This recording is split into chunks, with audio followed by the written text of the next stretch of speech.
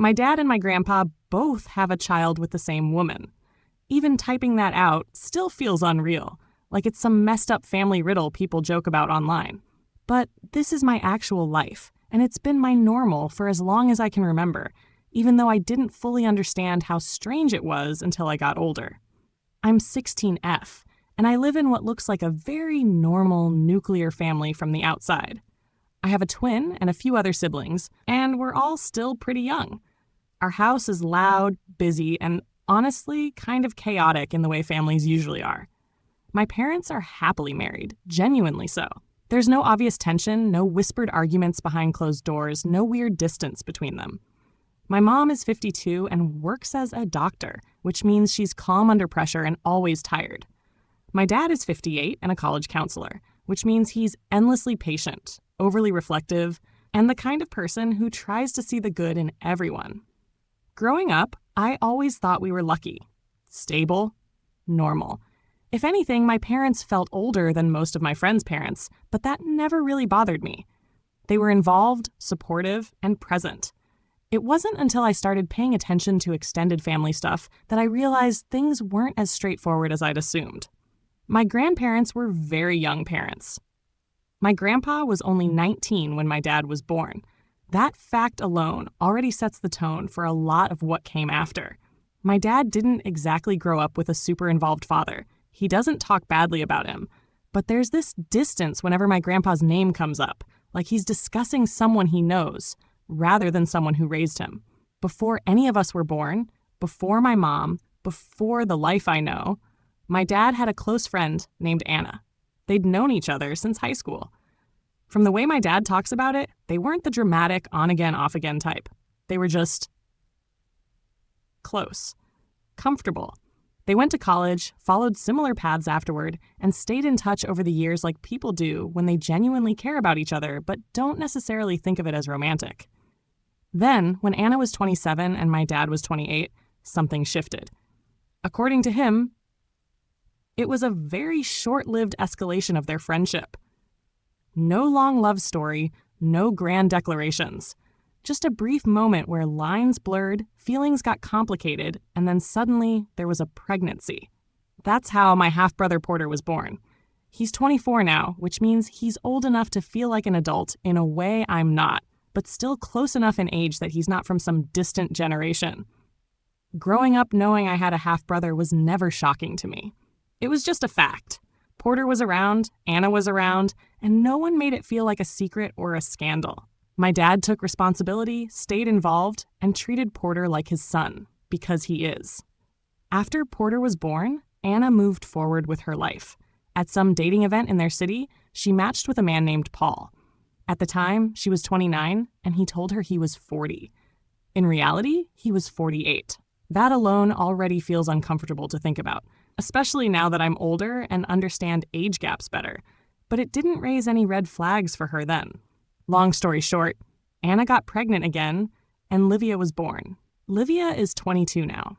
For a while, Anna had no idea that Paul was actually my dad's dad. My grandpa wasn't super involved in my dad's life, and there was no overlap socially that would have made the connection obvious. It's strange to imagine how that truth eventually came out, but when it did, the damage was already done. A child existed. A family connection had been unknowingly created. Paul has a minimal role in any of our lives, to say the least. He's technically my grandfather, technically Livia's father, but emotionally he's barely present. He doesn't show up in the ways people usually expect from someone with that title. There's no warmth there, no real bond, just a vague awareness that he exists somewhere in the background.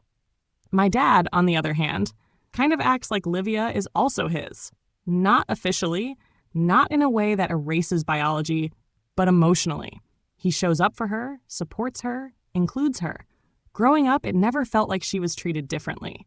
Anna has always been part of our lives, and Porter and Livia act just like full siblings. They tease each other, argue, protect each other, and move through the world like this situation is completely normal.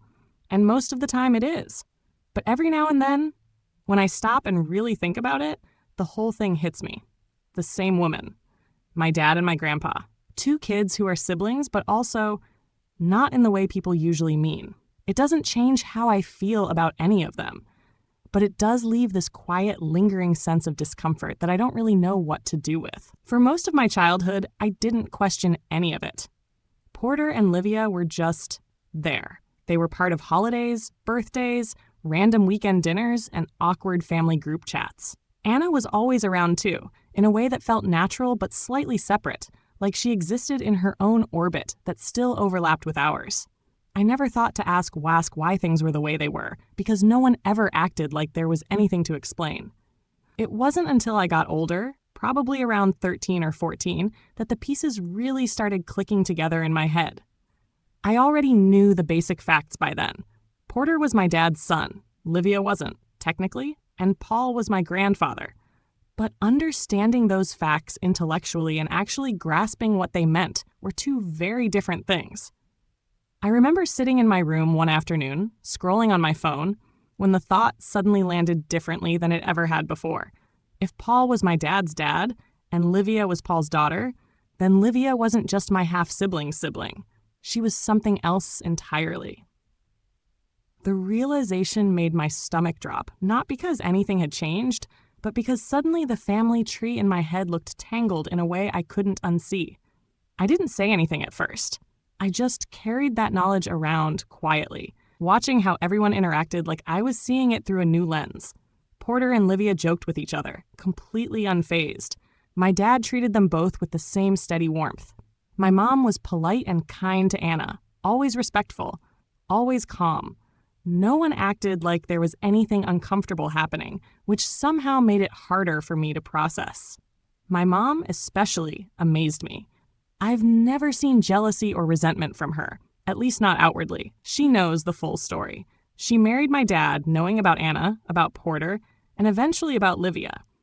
I once asked her how she felt about it all, carefully, like I was afraid of opening a door I couldn't close. She just smiled in that tired, gentle way she has, and said that families don't always look the way people expect, and that love isn't a finite resource. That answer stuck with me, even if it didn't fully settle the confusion. What bothered me the most wasn't the logistics or labels, it was Paul.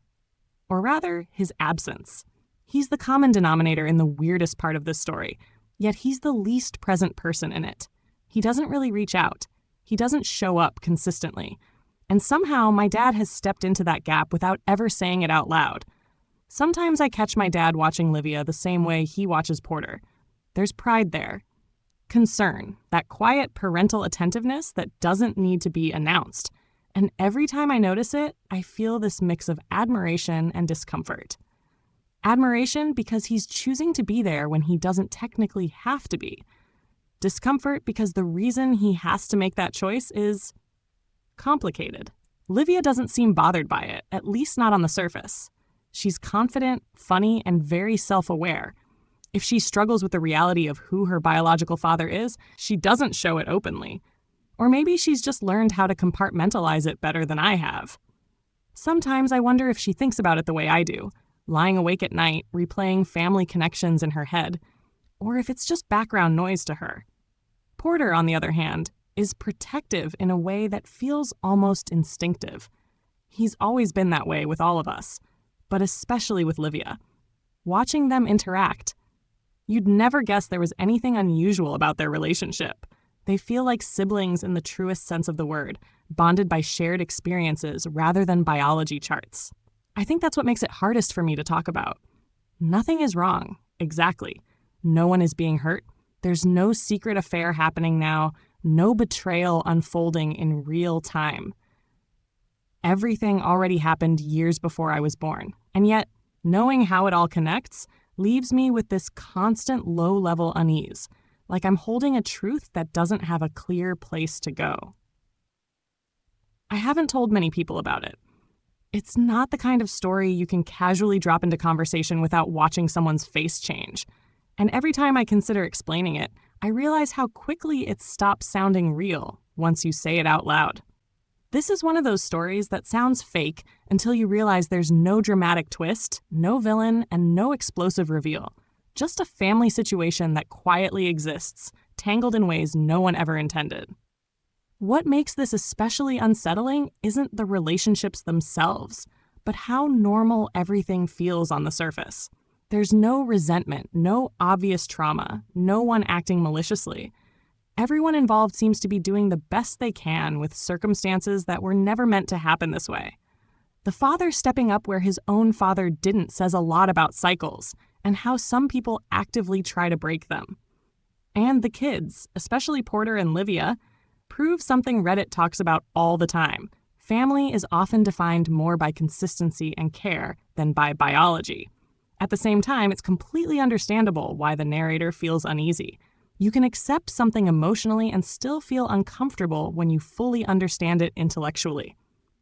Two truths can exist at once. This isn't a story about blame.